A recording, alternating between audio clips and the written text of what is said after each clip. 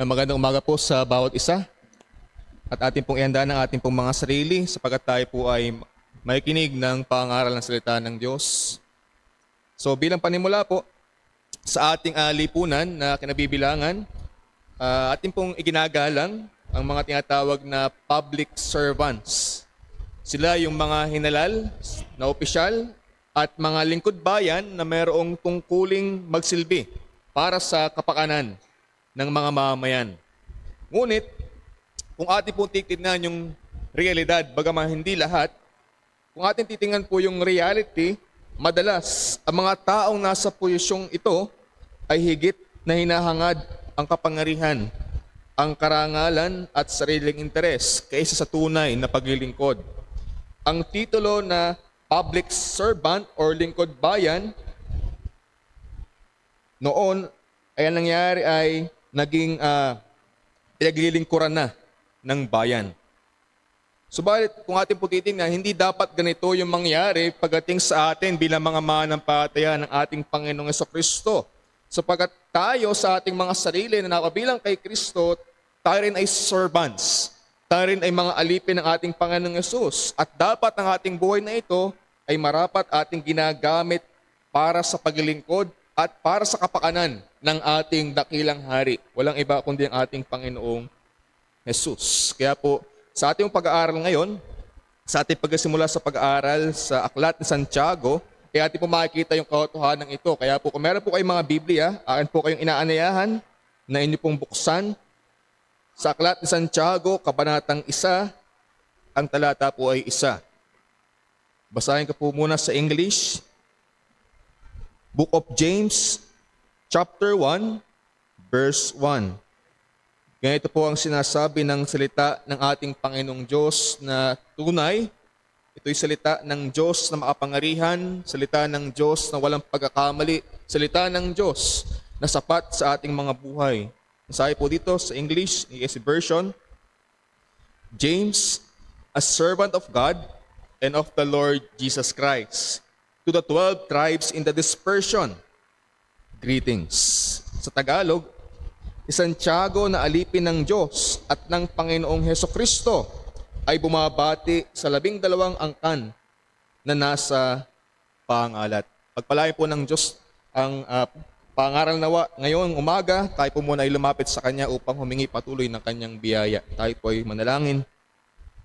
Ama naming Diyos, muli kami po ay nagpapasalamat at nagpupuri sa iyong katapatan, sa iyong kabutihan, sa bawat isa sa amin.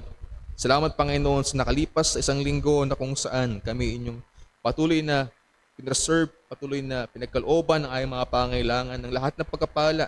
At salamat Panginoon, masigit sa araw na ito na kami muli ay inyong diyala sa bahay, sambahan, upang sa gayon kami ay sumamba Panginoon sa iyo, magbigay ng mga papuring awitin, magbigay ng patuloy na pasalamat, pagluwalhati sa iyong pangalan. Kaya nawa Panginoon, sa sandaling ito na pangaral ng iyong salita, bigyan niyo po kami ng puso na naroon na minibitid namin na patuloy kang magsalita sa amin sa pamagitan ng pangaral ng iyong salita. Tulungan niyo po kami, lalo po ako, O Diyos, na maghahatid ng inyong mensahe. Bigay nawa ako, O Diyos, ng karunungan, ng katapangan, tuloy na kapangyarihan mula sa iyong Santong Espiritu, nang sa gayon ito po ay maging mabisa sa bawat nakapakinig. At sa bawat nakaminig, O Diyos, kayo nawa ang magbigay ng kaunawaan ng bukas na isip, bukas na tenga, bukas na puso, upang aming malayang tanggapin ang iyong dakilang mga katotohanan at sa aming mga manampalataya, ito'y magdulot patuloy sa amin ng hamon upang kami ay magsikap sa aming buhay pananampalataya na kami maglingkod para Panginoon sa iyo. At sa kanila na wala pang pagkilala sa Panginoong Yesus, sa iyo, O Diyos, kayo nawa, Panginoon, mahabag sa kanila, buksan nawa ang kanilang puso, makita nila si Kristo, na dakilang hari at Panginoon na marapat namin sundin sa aming buhay. Kaya muli, O Diyos, sa iyo po namin ito tinatagubilin sa pangalan lamang ng inag-iisang anak ng aming Panginoong Jesucristo. Amen. So, again, kagaya po natin nabanggit kanina, mula po ngayon, every third Sunday, ako po ay magsisimula ng ating series ng pag-aaral sa Book of James. At ngayon ay ating titingnan yung verse 1 sa chapter 1. So bago yon, ang aklat po ni Santiago or aklat ni James, ito po ay sinulat mismo ni Santiago, ni James, bilang isang panawagan para sa praktikal na Kristyanismo. Pag sinabing praktikal, ito po yung pamumuhay ng ating pananampalataya, pagkasagawa ng ating pong pinapaniwalaan, pagkasabuhay ng ating pinaniwalaan ng mga katotohanan ng ating Panginoong Diyos sa pamagitan ng pagsunod, ng pagtitiis at ng makadiyos na karunungan. At itong aklat pong ito ni Santiago, meron po itong sentrong mensahe, yung pinaka-central message niya na sinasabi dito na ang tunay na pananampalataya, ito po ay gumagawa.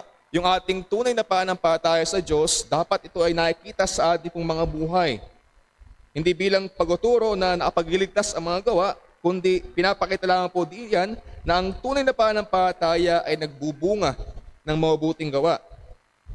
At kung sa ating makikita, dahil nga ganito yung meron ganitong lengguwahe sa sulat ni James, noong una sa church history, ang sulat na ito ni Santiago ay hindi agad niyakap, hindi ito in-embrace noong mga unang sinaunang iglesia. Dahil sa kadahilanan, kakaunti pa lamang yung kopya nito at merong kalituhan sa mensahe nito, sa mensahe ni James at sa mensahe ni Pablo, na tinitingnan nila na itong aklat ni Santiago ay nagsusulong ng gawa laban sa pananampalataya. At kung gayon, kukontra ito sa sulat ni Pablo. Subalit sa pagdaan ng panahon, ito ay naisama na o tinanggap na sa banal na kasulatan sa pagkaunawa ng tunay na mensahe ng aklat ni Santiago. Hindi siya against sa pananampalataya. Sapagkat sa sulat ni Pablo, ituturo yung pagkaaring ganap sa harap ng Diyos sa pamamagitan ng pananampalataya, labas sa gawa ng kautusan. Pero yung pinaka-pinupunto o yung konteksto ng sulat ni Santiago ay itinuturo yung pagpapatotoo ng pananampalataya, hindi sa harap ng Diyos, kundi sa harap ng mga tao. Yung katunayan ng ating pananampalataya, ang panlabas na pagpapakita ng tunay na pananampalataya sa pamamagitan ng gawa. At ang sulat din ito ni James, ito din po ay tumutugma sa Sermon on the Mount ng ating Panginoong Jesucristo. At maging yung estilo po ng pagkakasulat ng kanyang sulat ay mayroong pagkakaparehos maging sa aklat ng Kawikaan sa Lumang Tipan. Kaya naman, yung aklat ng James, ito po ay tinatagurian na the New Testament Proverbs. Dahil ito ay puno ng may iksi, direkta at praktikal na hamon sa buhay ng mga Kristiyano. So ito po ay naisulat ni James, maaaring noong 44 to 49 AD, at maaaring siyang pinakaunang sulat sa Bagong Tipan. At ito'y para sa 12 angkan na nasa pangalat dahil ng pag-uusig sa kanila. Doon niya ito sinulat. At kaya naman, nandun po yung pagsulat ni Santiago sa layunin na palakasin ang mga mananampalataya sa gitna ng pagsubok sa kanilang pananampalataya at hamunin silang isabuhay ang pananampalataya sa araw-araw. Kaya naman dito, bilang pasimula, ipinaalala sa kanila ng Santiago kung ano yung palagi nila dapat na tinitingnan. Yung pangunahin dapat nilang tinitingnan ay yung kanilang pagkakakilanlan, kung sino sila sa Panginoon, na higit na mahalaga sa lahat. At yun po ay bilang alagad ni Kristo, bilang alipin ni Kristo. Ito marapat yung palagi nilang pinagkakakilanlan. At marapat din nilang palagi ina-acknowledge kung ano ang layunin ng kanilang pagiging alipin ni Kristo. Kaya po yung mensahe ngayong umaga na nais ko pong ihatid sa bawat isa sa inyo ay ito, na ang tunay na alipin ni Kristo ay nabubuhay sa ilalim ng kanyang kapangyarihan at para sa kanyang misyon.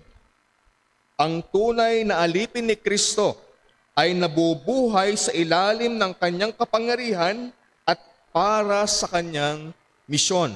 Ito ang katotohanan ng ating makikita sa isang mananampalataya, sa isang tunay na alagad ng Panginoong Jesucristo. Siya ay alipin ng Panginoon. Siya ay nabubuhay sa ilalim ng kapangyarihan ni Kristo. at siya'y nabubuhay para sa layunin ng misyon ng kanyang Panginoon.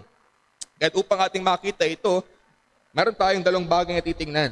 Una, ang tunay na alipin ay inuuna ang pagkakakilanlan kay Kristo higit sa lahat.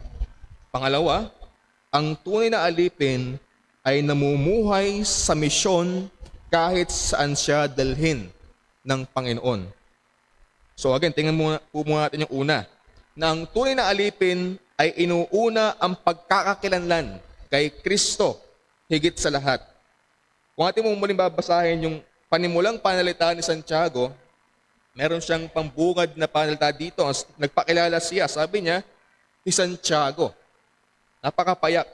Si Santiago na alipin ng Diyos at ng Panginoong Hesukristo.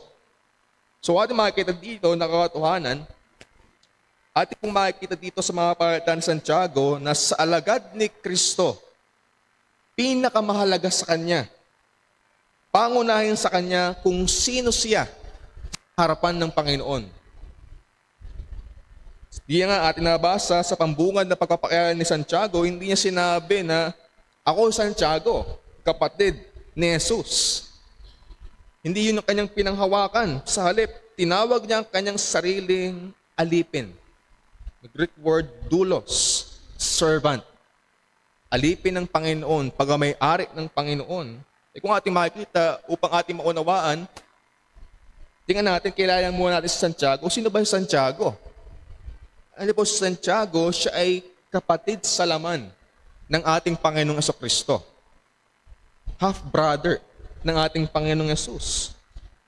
Nung una, kung ating titingnan yung kanyang buhay, isa siya sa hindi naniniwala sa Panginoong Jesus. Isa siya sa lumalaban sa Panginoong Hesukristo, hindi umaayon sa Panginoong Hesukristo.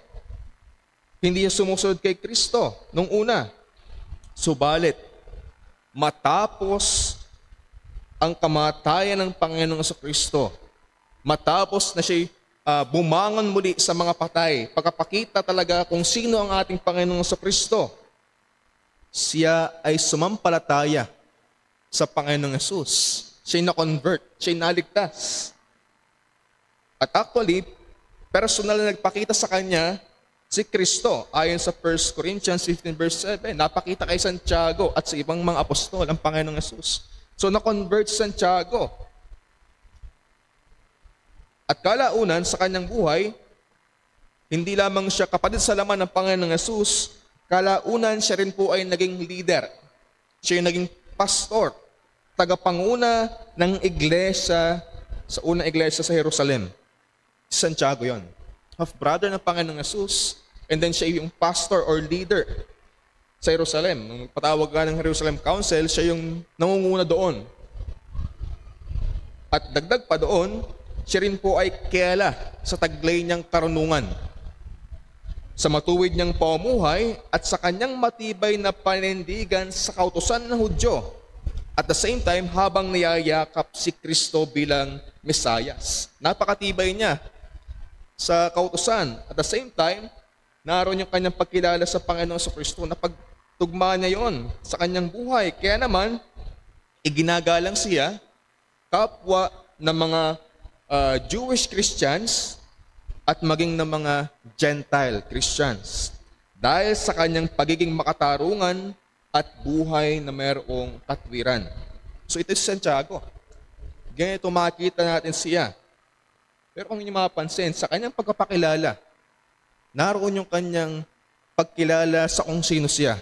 Hindi niya pinanghawakan kung ano yung kanyang relasyon sa Panginoong Jesucristo. Hindi niya pinanghawakan kung sino siya sa iglesia, kung ano yung kanyang pamuhay, kundi ang kanyang binanggit, siya'y alipin ng Diyos at ng Panginoon.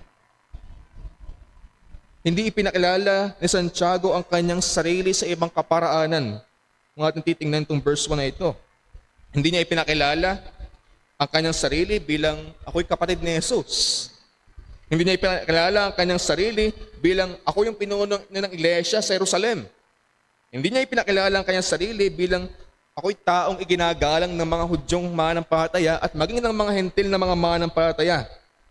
Bagkus, ipinakilala niya ang kanyang sarili. Ako si Santiago, alipin ng Diyos. Alipin ng Panginoong Hesukristo.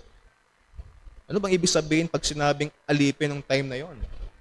Ito isang bagay na hindi, sa pantaong panaw, hindi mo basta-basta pwedeng sabihin sa mga tao kung gusto mong maging okay yung tingin nila sa iyo.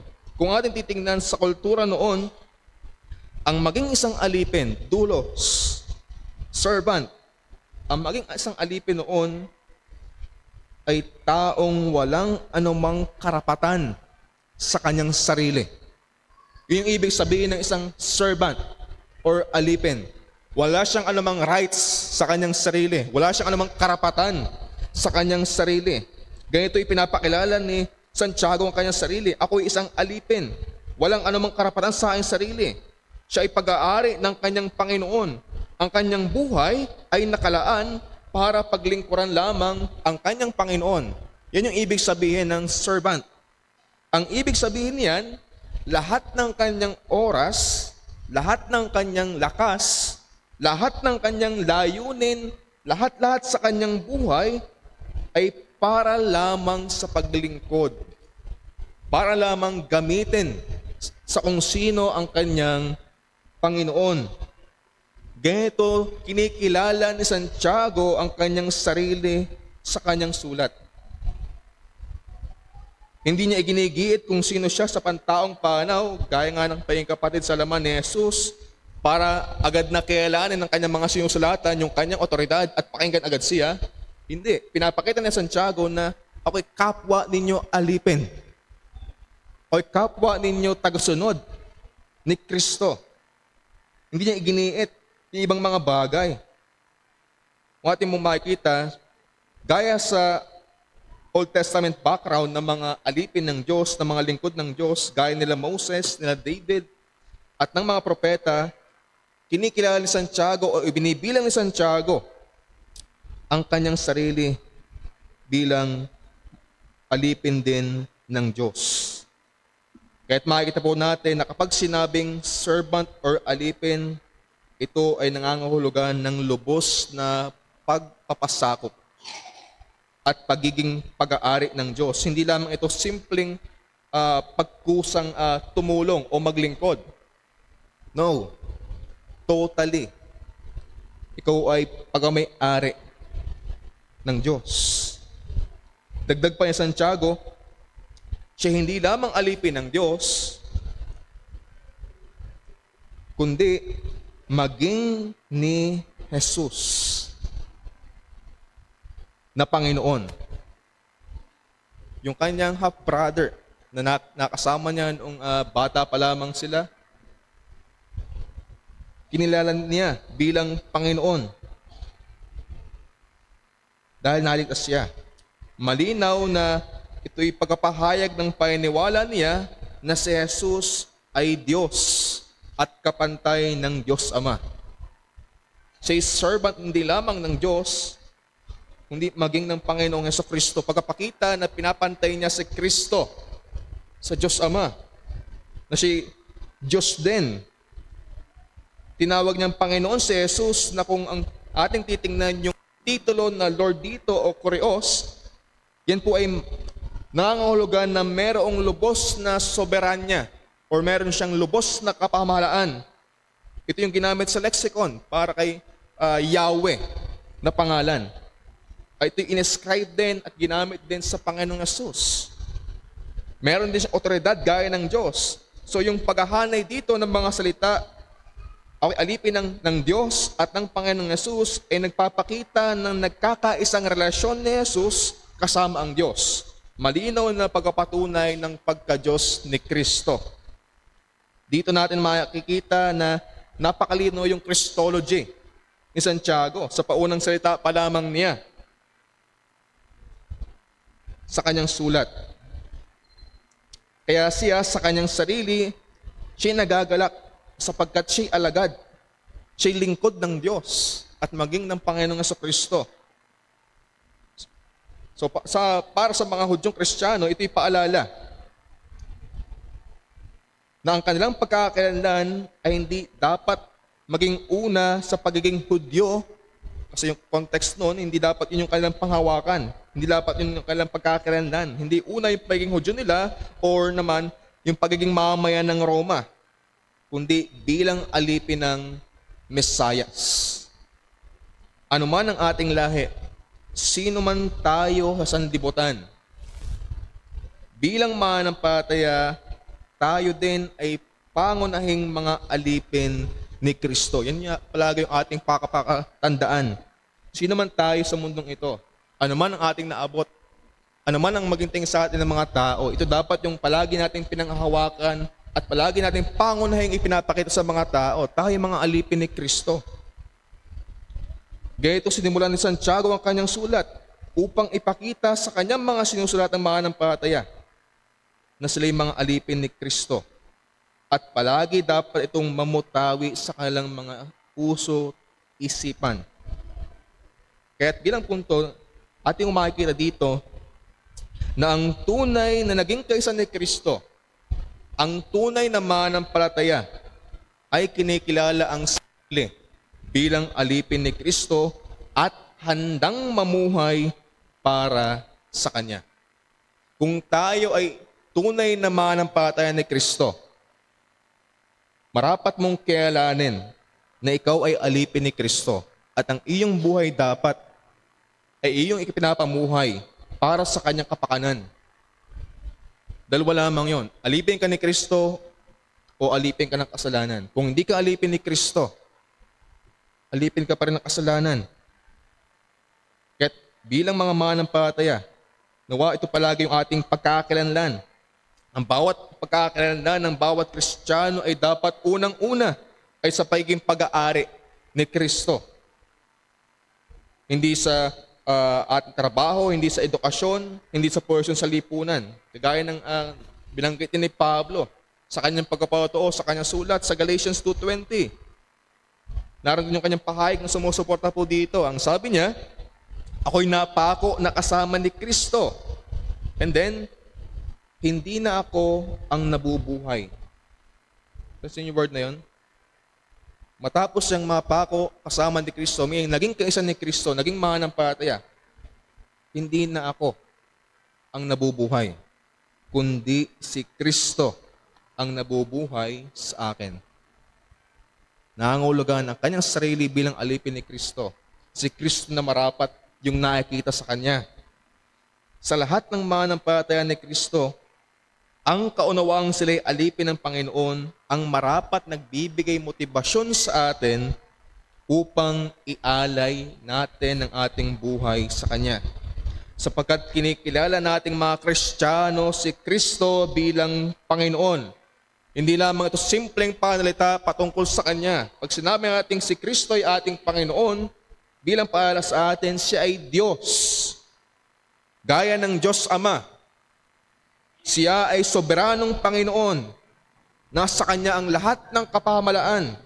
Ito ang nagbibigay, ito'y binigay sa Kanya. Siya yung dakilang hari na nagahari magpakailanman. At tayong bilang mga mananampalataya ay pinagkalooban ng pribilehiyo na maging alipin ng haring ito. So bagaman ating makita na ang pagiging alipin sa pantaong panaw, sinabing nating alipin sa mga taong hindi mananampalataya, ito ay magdudulot siguro sa atin ng kahihiyan. Ito sa kailang paningin ay isang kahinaan, isang kakutsaan, kahihiyan. Subalit sa atin na mga naging kaisa ni Kristo, ang maging alipin ni Kristo ay kagalakan at karangalan. Sa agaya nating mga tao na dati ay alipin ng kasalanan. Sa ating mga naliwanagan, ang pagiging alipin ni Kristo ay higit na mas mainam kaysa sa pagiging alipin ng kasalanan. Napakataas na pribilehiyo. Sapagkat kung ating lilimiin at bubulayan ang ating mga buhay, tayo minsan mga naging alipin ng kasalanan. Na walang anumang naidulot sa atin na kabutihan ay iniligtas ng ating Panginoong Diyos. Hindi lamang niya iniligtas, hindi lamang niya pinatawad ang ating mga kasalanan, Hindi lamang niya tayo pinangakuan ng langit na bayan, bagkos tayo ay pinagkalooban ng pribilehiyo na siya ay ating paglingkuran. Napakataas na pribilehiyo po niyan kung ating nakikilala ang ating Panginoong Diyos. Subalit ang naging problema ay ito sa ating kapanahunan. Maraming nagpapahayag na mga Kristiyano ang ikinahihiya ang pagiging alipin ni Kristo. Sinasabi nilang sila'y mga manampalataya. Pero kapag sila'y nakakaranas na ng mga negatibong bagay dahil sa pagiging Kristiyano, dahil sa pagpapakilalang sila'y Kristiyano, ay tinatalikuran nila si Kristo. Kapag ang nakatayana ay relasyon nila, for example, kapag ang nakatayana ay ang relasyon mo sa iyong kaibigan, relasyon niya sa kanyang kaklase, relasyon niya sa kanyang mga katrabaho, at maging ang kanyang relasyon sa kanyang pamilya, sa kanyang pagpapakilalang bilang isang Kristiyano, dahil naroon yung kanyang takot sa mga negatibong mga pagtugon, ay ikinukompromiso niya ang pangalan bilang Kristiyano, bilang alipin ni Kristo. O kaya naman para makaiwas sa anumang panlilibak, mas pinipili niyang manahimik na lamang at itago ang kanyang pagiging tagasunod ni Kristo. Hindi ito marapat sa isang totoong alagad ng Panginoon. Dapat nating tandaan na mas higit na mabigat sa atin ang pagiging matapat kay Kristo kaysa tao. Mas mabigat sa atin na malugod ang ating Panginoon kaysa tao. Na hindi mahalaga sa atin kung ano man ang maging tingin sa atin ng tao sa mundo, at kahit ang ultimo ang sanlibutan o ano man ang sabihin sa atin bilang mga manampalataya, as long as sa ating pagsunod kay Kristo, nalulugod natin ang Panginoon. Ito yung nagmamatter lamang dapat sa atin. As long as ating nalulugod ang ating Panginoong Jesucristo, siya'y ating naitanyag sa mga tao, na ipamuhay natin yung kanyang katwiran, yung kanyang kabanalan. As long as siya'y ating nalulugod, ito marapat ang mas maging mabigat sa atin. Hindi sa kung ano sinasabi sa atin ng mga tao. Hindi tayo servants of men. We are servants of Christ. At yun yung hamon sa atin bilang mga manampalataya. Ating angkinin at tayo mga alipin ni Kristo. Subalit kung meron tayo ngayon dito, marahil meron tayo ngayon dito kaibigan or bisita, ang tanong sa iyo, ikaw ba'y alipin na ni Kristo? Ikaw ba'y alagad na ng Panginoong Yesus? Sapagkat kagaya ng binanggit ko kanina, ayon sa liwanag ng banal na kasulatan, kung hindi ka pa alagad ni Kristo, kung hindi ka pa alipin ni Kristo, ikaw ay alipin ng kasalanan. Ang kasalanan ang pumapanginoon sa iyong buhay. Ang kasalanan ang nangingibabaw sa iyong buhay. At ang nakakalungkot na katotohanan, walang anumang magandang maidudulot ang kasalanan sa iyong buhay. Sa katunayan, ito ang maghahatid at hihila sa iyo sa walang hanggang kaparusahan sa impyerno. Kaya't habang binibigyan ka pa ng pagkakataon ng Diyos, ikaw ay patuloy na merong buhay, may pagkakataong makapakinig ng patuloy na panawagan upang ikimagsisi sa iyong kasalanan. Lumapit ka sa Panginoong Yesus. Isuko mo na ang iyong kasalanan. Isuko mo ang iyong pagmamatuwid sa iyong sarili, ang iyong tinitingnan ng mga ibang kaparaanan. At talikuran mo mga ito. At tingnan mo ang kagandahan ni Kristo. Ang kanyang agandahan na kung saan siya ang namatay para sa iyo. Pinagbayaran niya ng lubusan ng ating mga kasalanan. At kung siya'y iyong tatangkilikin, siya'y iyong lalapitan, iyong siyang pagtitiwalaan, ikaw ay maligtas. Hindi ka na mapahamak at ang pangako ng Diyos, magkakaroon ka ng buhay na walang hanggan. At mula dito, ikaw ay magiging alagad ni Kristo. At pagkakalooban ka ng pribilehiyo na iyong mapaglingkuran, may alay ang iyong buhay para sa ating dakilang hari. sa kalangitan. Yung hamon sa iyo, sa aking mga bisita, kung meron man dito na wala pang relasyon sa ating Panginoong Yesus. Pero ito yung din tanong sa atin bilang naman mga mananampalataya.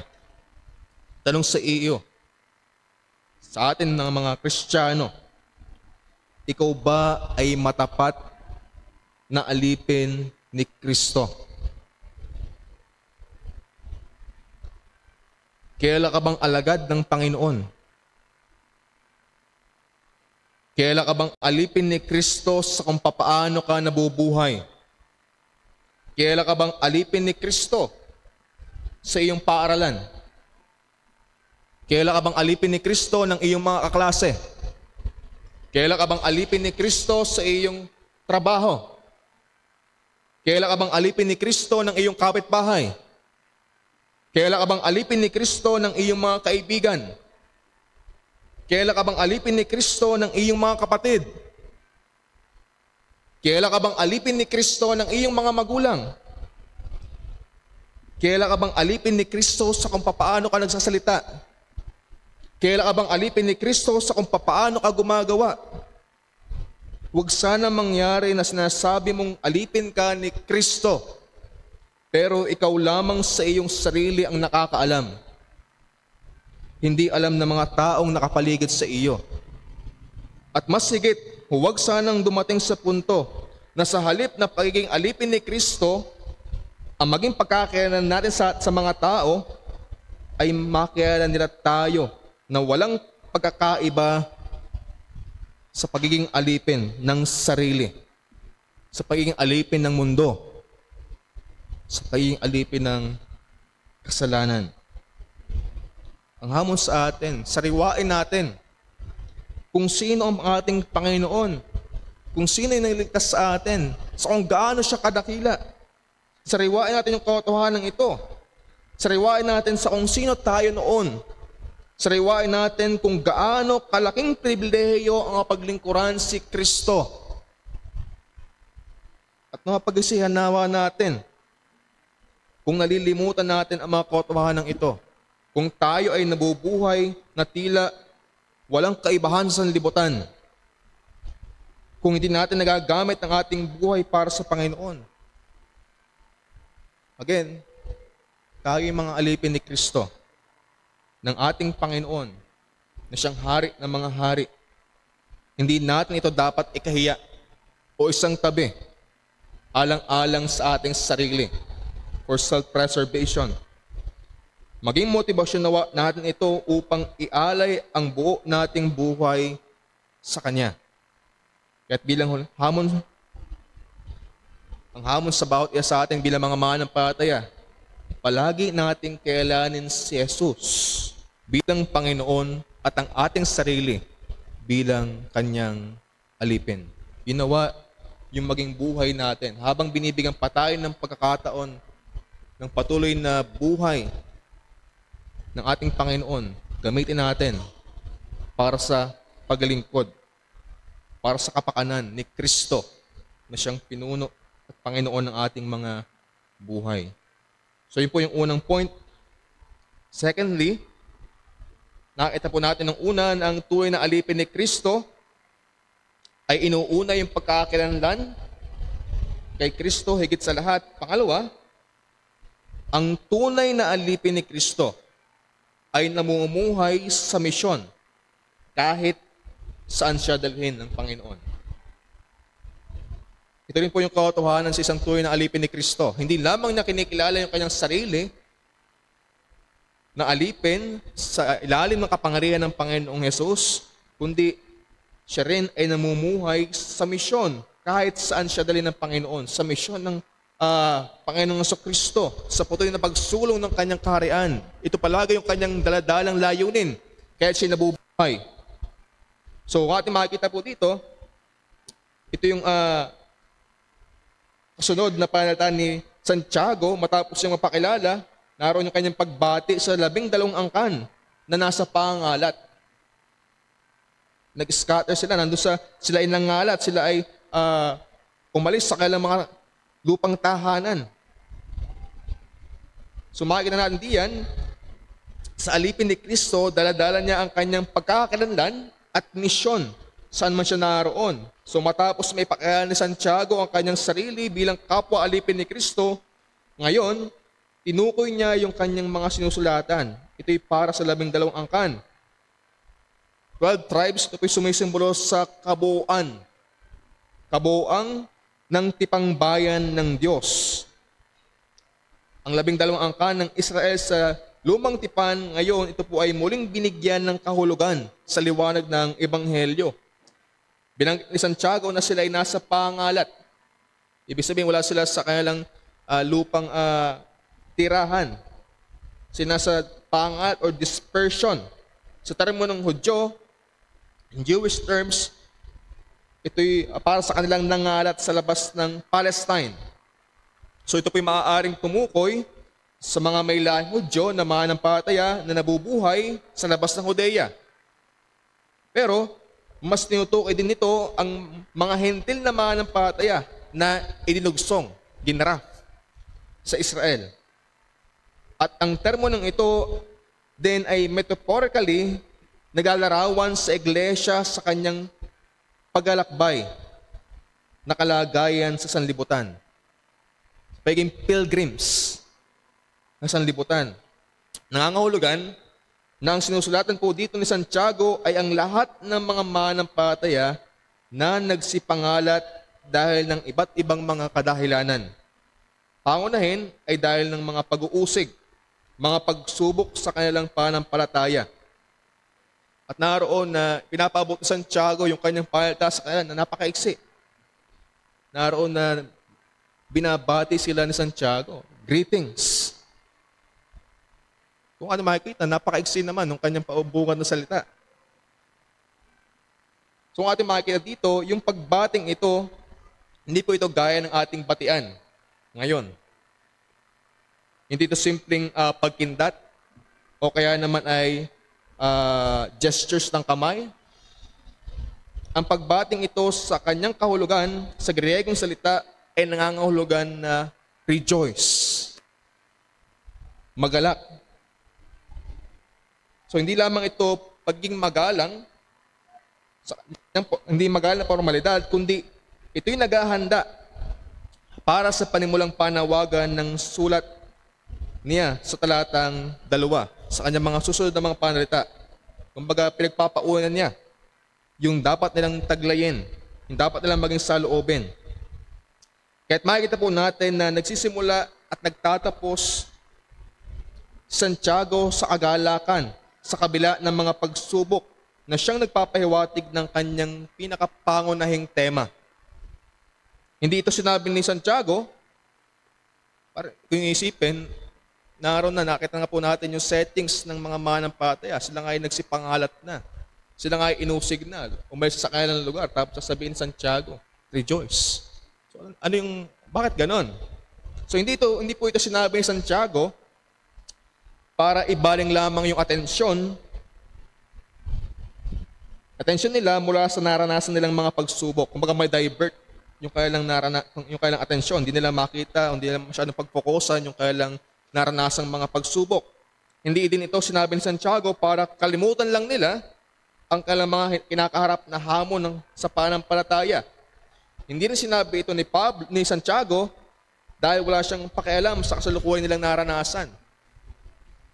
Kundi binanggit ito ni Santiago na sila'y magalak sa kabila ng mga pagsubok sapagkat pinapakita niya sa kanila na ito ay sadyang kasama sa buhay ng pagiging alipin ni Kristo.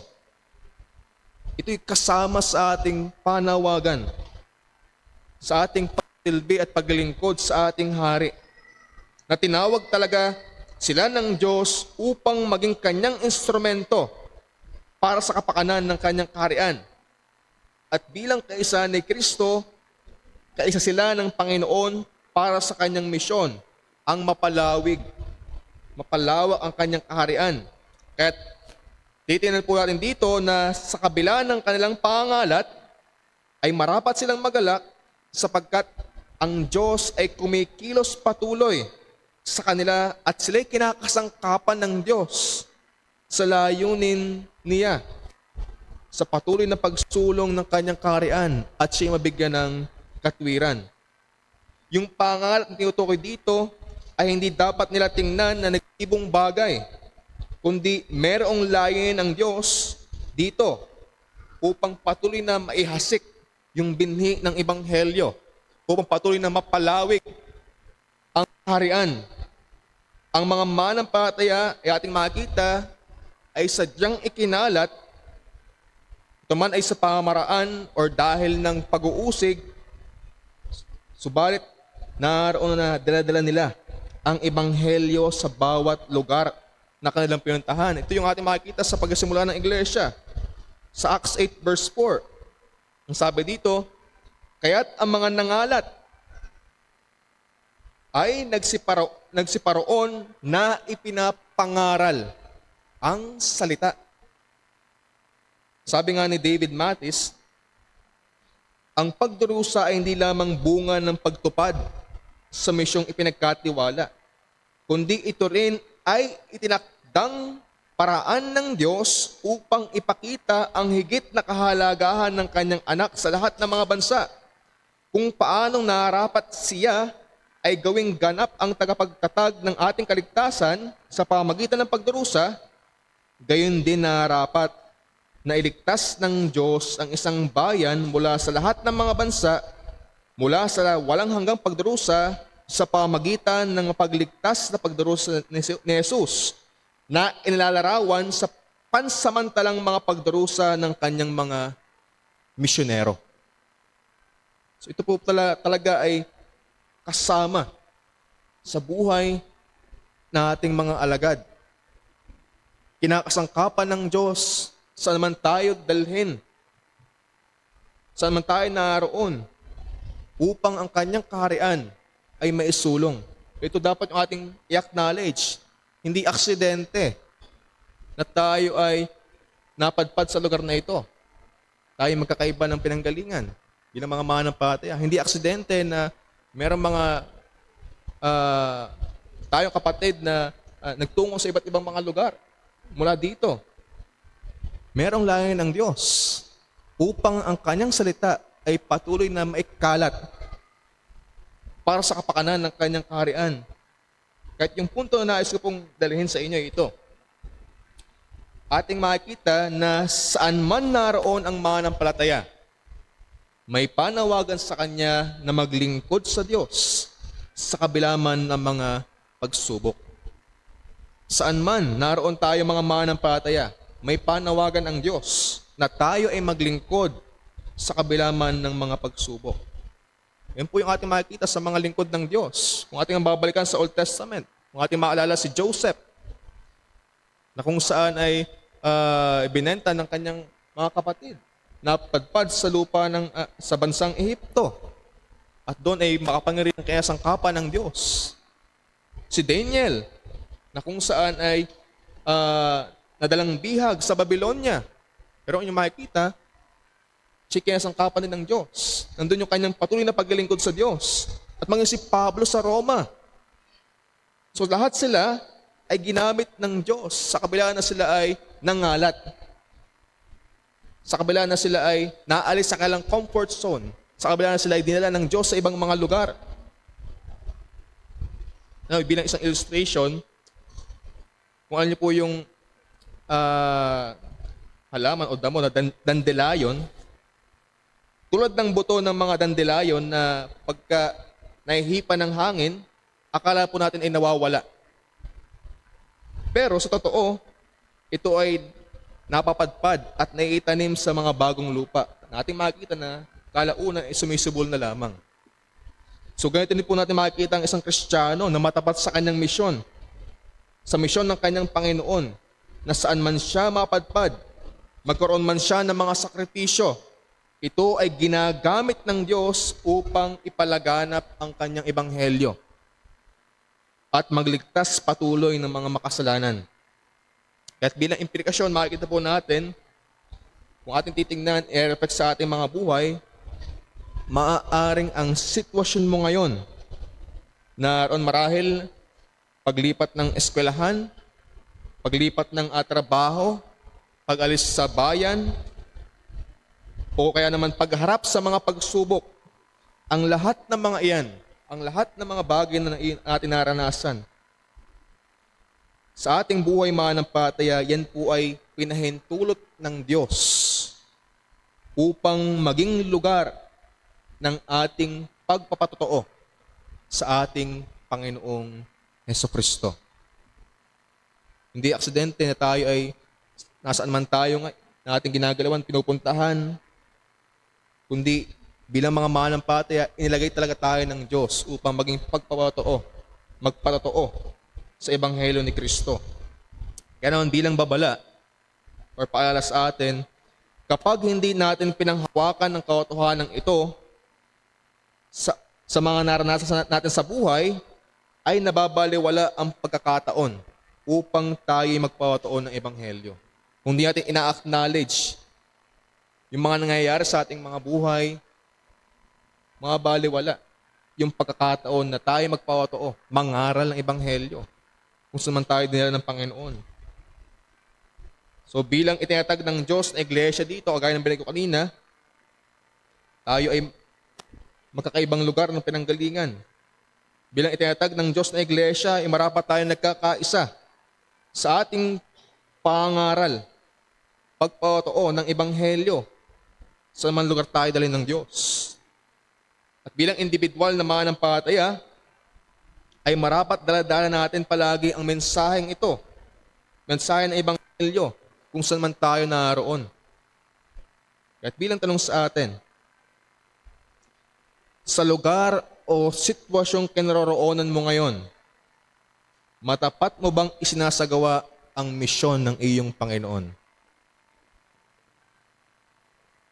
Marahil ikaw isang estudyante, o isa kang professional, nagtatrabaho ka, o saan ka man naroon, bilang alipin ni Kristo, matapat mo bang sinasagawa ang misyon ng iyong Panginoon? Maaring wala kang panawagan para maging misyonaryo, kasi meron talagang mga misyonary, subalit bawat isa sa ating mga mananampalataya ay meron tungkuling ipangaral ang Ebanghelyo na ating ding narinig, na siyang kinasangkapan ng Diyos kaya tayo naligtas, na siyang dapat natin ding kinakasangkapan para ang Diyos ay patuloy na magligtas sa pamagitan ng pagkasangkapan sa atin ng ating Panginoong Diyos. Kaya bilang hamon, muling hamon sa atin, saan ka man inilagay ng Diyos, ito man ay paaralan, trabaho o sa gitna man ng mga pagsubok, maging matapat kang saksi at alipin ng Panginoon. Kung atin po nakakilala si Hudson Taylor, siya po ay isang misyonaryo. As in po yung tinatagurian na founder ng China Inland Mission. Siya kilala bilang isang misyonerong naging matapat sa gitna ng matinding panganib. Sa panahon na kakaunti lamang ang mga Kristiyano sa China at marami ang, kumbaga, merong paglaban, merong pagtutol sa mensahe ng Ebanghelyo. Si Hudson Taylor at ang kanyang mga kasama ay nagpatuloy. Hindi na inilentana yung kanilang mga maranasan. Sila kumaharap, naranasan nila ang gutom, pasakit at mga matinding banta mula sa mga lokal na galit sa kanilang pinapangaral o hindi ayon. At isang pagkakataon habang siya naglalakbay papunta sa isang lugar na hindi pa napapangaralan ng Ebanghelyo, sinabihan siya ng kanyang mga kaibigan na huwag nang tumuloy dahil merong panganib ng karahasan at pagpatay. Ngunit tumugon si Taylor. Ang sabi niya, I am immortal until my master's work with me is done. Ako ay hindi mamamatay hanggat hindi pa tapos ang gawain ng aking Panginoon sa akin. Merong pag-acknowledge si Hudson Taylor sa kanyang buhay na ito'y para talaga sa Panginoon at kung ipapahintulot ng Panginoon ang mga bagay-bagay, hindi mangyayari yung mga ganong bagay sa kanya. Kung bakit tinitiwala ng Panginoon, tinitiwala ni Hudson Taylor yung kanyang sarili sa Panginoon para lamang mapaggamit patuloy sa kapakanan ng kaharian. Kaya naman sa kabila ng panganib, nagpatuloy siya sa kanyang misyon sa pangaral ng Ebanghelyo at kalaunan. Siya'y ginamit na kasangkapan ng Diyos. Maraming Tsino ang nakakilala kay Kristo. Na-convert, sumampalataya sa Panginoong Yesus. Hindi niya ilinintana ang kanyang sariling buhay dahil naniniwala ang tunay na seguridad ay nasa kalooban ng Diyos. How about tayo? Ang ating bang buhay na ito ay ating sinisikap na ipamuhay at magamit ng Panginoon para sa kanyang kaharian. Again, hindi man tayo tinawag bilang maging misyonaryo. Tayo tinawag sa kung saan man tayo naroon ngayon. At dapat tayo namubuhay bilang alipin ng ating Panginoong Jesucristo. Bilang pangwakas, mga kapatid, natin nakita na yung James sa kanyang pagsimula pa lamang sa chapter 1 verse 1, ito yung nagpapaanyaya sa atin na muli nating tukuyin kung sino tayo at para kanino tayo nabubuhay. Kaya sabi sa patastas, para kanino ka bumabangon. Pero bilang mga manampalataya, kaya tayo nabubuhay.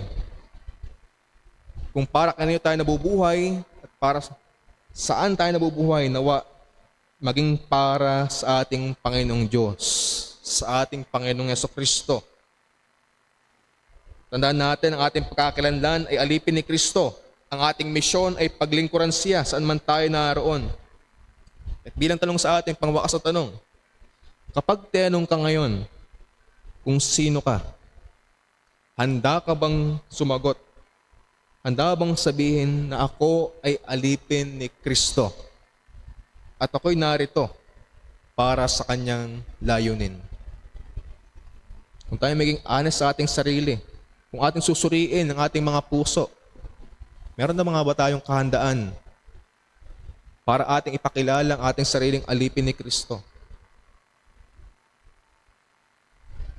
Palagi nawa nating tandaan, kung tayo mga manampalataya ni Kristo, marapat tayong mabuhay para kay Kristo. Hindi maging mabigat sa atin. Hindi ito isang kahiyan, ito'y karangalan. Ay ito'y batay sa ating pagkakilala sa Kanya bilang Panginoon ng mga Panginoon at Hari ng mga Hari. Dakilang pribilehiyo. Kung hindi man natin ito nagagawa bilang mga manampalataya, sariwain natin kung sino ang ating Diyos, kung sino tayo, kung gaano kadakilang bagay yung Kanyang ginawa sa atin, delikado tayo, kung gaano kadakilang pribilehiyong ibinigay sa atin bilang maging alipin ni Kristo. Tayo po'y manalangin.